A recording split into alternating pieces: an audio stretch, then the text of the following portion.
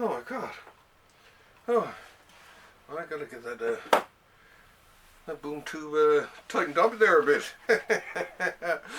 Oh my god. It's me again. It's your host, Wallace Ryan, for the 349th episode of In the Library of Graphic Literature. So next one is going to be our 350th one, and Luna will be here for that one. I wanted to do a bonus one for this week because with the summer and all that, we've been up to our eyes, spring cleaning and all that. And anyone who's followed my site has been seeing I've been actually selling off some books to buy more books for the library. Anyway, that being said, I still of course buy my normal amount. Now, recently I have begun to pick up the odd new comic here and there, which, you know, I do every so often. I see comics, I'll pick it up. And a lot of times it'll be like, oh my god, I'll pick up this when it comes out in a collected form. Or sometimes I will read the entire thing. And one of those examples, it's a recent comic, but I thought I'd show that to you today, but also just talk about the background of the entire comic itself. And the comic in particular is Butch, a hate comic. And any of you viewers out there who've been following me for any amount of time knows I love Peter Bagge. Now, Bagge himself, it's when I first started reading his stuff, and I'll tell you a bit more about that years ago. I found his cartoony style, whatever, a bit disconcerting or strange or whatever. But you know, I began to fall in love with it after a while, and the writing is just so hilarious. This was one of the very first comics that I actually read out loud when I was that I laughed out loud when I first read it, way back in the dark ages.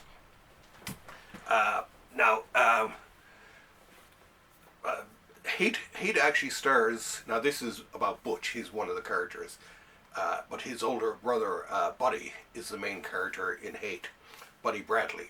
I think he first appeared in Comical Funnies, I think it was called. But Hate #1, where it all really took off. Now, actually, no, because he did have he had neat stuff. And I got even some examples of that. He first introduces us to the Bradleys in what was the neat stuff was. God, what was the date? No. You know, you think I'd have the date. July 1985. Okay, here we go. Anyway, so it's 85, and we see this really cool comic from Fantagraphics, of course, called Neat Stuff. And I wasn't a big fan of Neat Stuff, actually. I didn't really read it, but this, as I learned, because I went back through all kinds of trades and stuff like that. This is actually from the collected Neat Stuff, the complete Neat Stuff. I'd actually found this in a softcover version. There was a Bradley collection, and I started reading, and I was just like, this is actually really funny. This Bradley family is just out of control. So there's Buddy's sister Babs, mom, dad, and his younger brother Butch, who he tortures immensely, and we see the results of that many years later, which is kind of cool because the comic has continued on since then. But in 1980, what was it? 88, I think was. That's when Hate came out, and what Hate is, and it's funny because it sounds so harsh, Hate or whatever, but Hate is an absolutely hilarious comic. Anyway, in the Neat Stuff, it's him just before he graduates from high school. So it's his last days of high school and all the hijinks he's up to, selling dope on the side, selling weed on the side, and hanging out with his weirdo friends and torturing his brother. But a few years later, he comes out with Hate, which is the continuation of Buddy Bradley, only he's a bit older now, and he's living in Seattle. And So you get to read all about him and his pals. Actually, this is the later one here. Actually, this is volume 2 I'm looking at here. I was going to say, oh my God, this. When I opened it and I looked at the thing, it's just like, hold on, this is later issues. But no, this is volume 2. So this is Hate number, 16 anyway.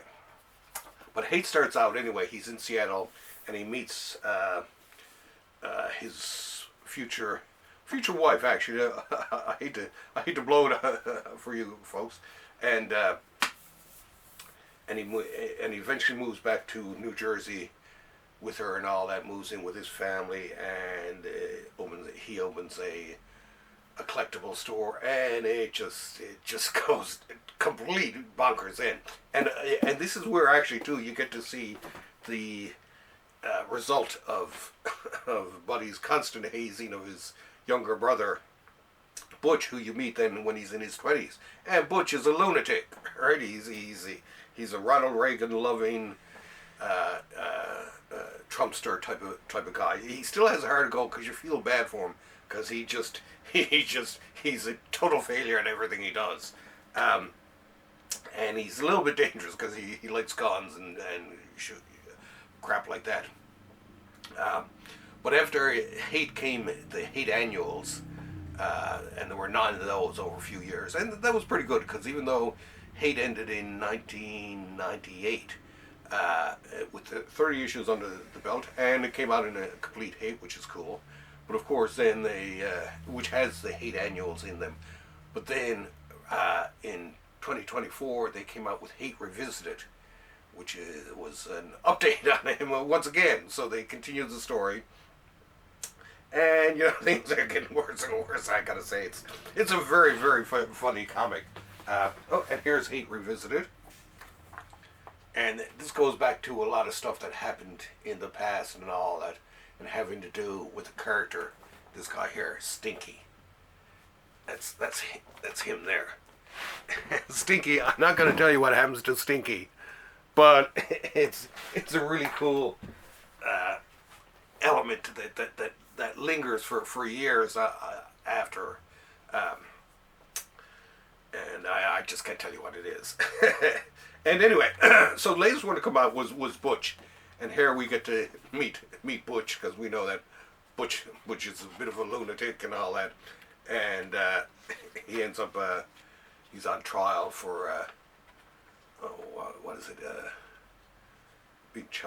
He's being charged with something. I'm not going to tell you anyway. I'm going to leave most of the reading. But it just, like I say, now the ending of this is very hilarious, especially if you know what Butch is like, and it couldn't have ended on a funnier note. Anyway, that's my little dive into Hate. Hate, it's a joy to read. And like I say, there's 2 collected editions, the complete Hate, and I can even see it here, the complete Neat stuff. I'd say they're probably going to release another hardcover sooner or later of the Hate Revisited and Butch, maybe some of the other stuff. But I love Peter Bagge. Peter Bagge was one of those people when I first seen his artwork and all that, I wasn't really in love with it. It was a bit too cartoony for my tastes at the time. But once I read the thing, it was so funny that it was just like, this can't be drawn any other way. So I became a Baggonaut, I'll call myself. A big fan of Peter Bagge. One of the funniest writers still in comics today. And he actually did and I don't even, oh yeah I do. He also did one of the funniest Spider-Man comics of all time. Oh, let me see if I can get it out here without destroying everything. He did he did 2 comics for Marvel. One which was published, one which was unpublished. The one that was unpublished was the Hulk one. But what they did publish was the megalomaniacal Spider-Man. Da-na-na-na-na. And this is probably the darkest and yet funniest Spider-Man story of them all. If you're a Spider-Man fan, you should get this because it is very funny. And it's a very dark alternate take on Spider-Man. And if you're a Peter Bagge fan, it's worth it because it's absolutely hilarious. Let's just say Peter Parker turns out to be a real turd in this one, right? And what happens with the whole history, it's worth reading. It's the megalomaniacal Spider-Man, one of my favorites of his, actually. The Hulk story, same thing, good and all that. But Peter Bagge, major talent, and for those of you who may not have grown up with him and all that, research them a bit. Go back far. You can get them in. They're all available in soft covers and all that. They're being re-released, as a matter of fact, in soft cover. The complete hate. So run out and pick it up and tell them Wallace sent you. Anyway, that being said, we're going on to episode number 350 with me and the illustrious Luna, yay! Who's off to work today. I'm filming this quick one. It's actually a beautiful sunny day out there. Because of El Nino, it's been a little bit cooler than usual out this way. So any sunny day is a day to be out there. Oh, and it's World Cup day too. World Cup time. So I'm totally frazzled with all the World Cup watching that I have to do from my drawing board, which is hard to draw and watch soccer at the same time, I discovered, but somehow enjoyable. That being said, thanks for having me over, and we'll see you in a couple of days. Me and Luna will be bringing to you some new books and just a lot of happiness on episode number 350. Yay! That being said, take me away there, Boom 2. Bye.